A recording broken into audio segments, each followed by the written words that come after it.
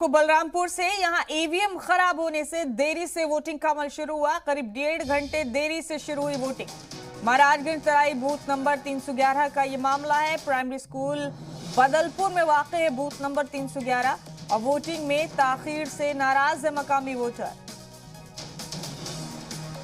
EVM में खराबी थी, इस वजह से वोटिंग का अमल देर से शुरू आया। वोटिंग में ताखीर से नाराज नजर आए वोटर। ये बड़ा अपडेट इस वक्त का आप देख रहे हैं।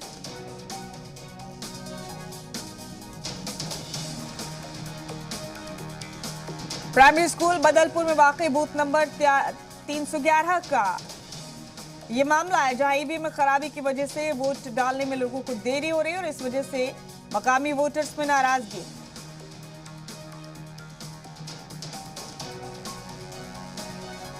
तमाम अहम अपडेट इस वक्त क्या आप अपने टीवी स्क्रीन पर देख रहे हैं।